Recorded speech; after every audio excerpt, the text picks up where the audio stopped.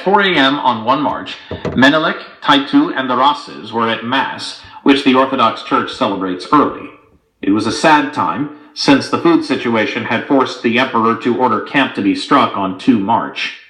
His relief must have been great when a number of couriers and runners rushed in to report that the enemy was approaching in force. The emperor ordered men to arms, and as the soldiers lined up, priests passed before them, hearing confession, granting absolution, and offering blessings. The green, orange, and red flags of Ethiopia were unfurled when the emperor appeared, and the soldiers cheered and cheered. At 5:30 a.m., Menelik's 100,000-man army moved forward to confront an Italian force of 14,500 soldiers. By 9 a.m., the outcome was obvious. The Italian center had crumbled, and other units were in danger of being flanked by Ethiopians who had found the gap in Baratieri's defenses. By noon, when retreat sounded, the Italians had paid dearly. 4,000 Europeans and 2,000 Eritreans had died, 1,428 of Baratieri's soldiers had been wounded, and 1,800 prisoners were held by the Ethiopians.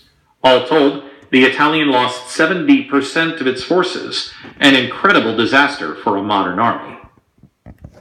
In sharp contrast, Menelik's army suffered an estimated 4,000 to 7,000 killed and perhaps as many as 10,000 wounded, which made for an acceptably low loss ratio.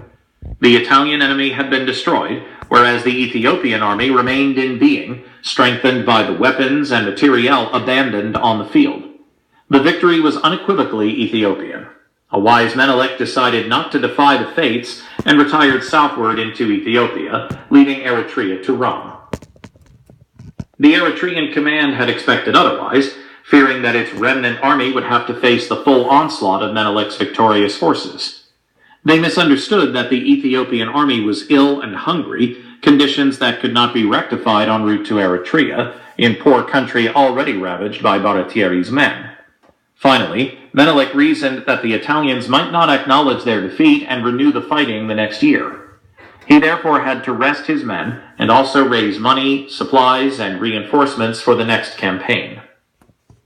As it turned out, a demoralized and chastened Rome lacked the political will to continue, though its defeat in Ethiopia constituted a rankling embarrassment later exploited by the fascists.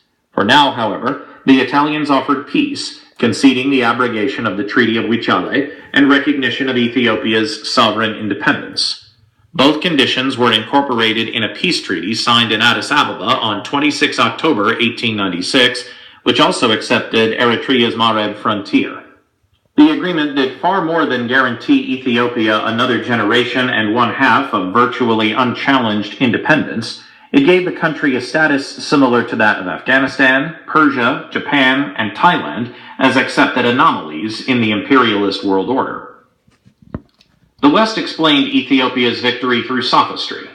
Since racism did not permit Westerners to acknowledge that black men could vanquish whites, Europeans suddenly discovered that Ethiopians were Caucasians darkened by exposure to the equatorial sun. Whereas previously Ethiopians shared sloth, ignorance, and degradation with their African brothers, they suddenly became energetic, enlightened, and progressive. The Orthodox Church, often reviled by visiting white clerics as debased and corrupt, now was seen as a proper vehicle of the Holy Spirit and the true keeper of Ethiopia's national spirit.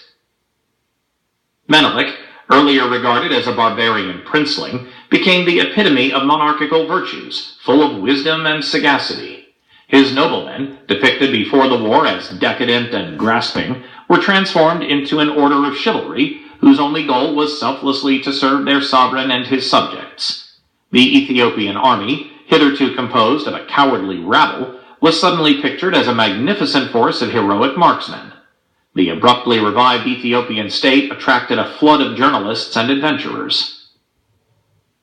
Menelik was pleased by the attention, since his first interest was to obtain recognition of the country's independent status, especially from Britain.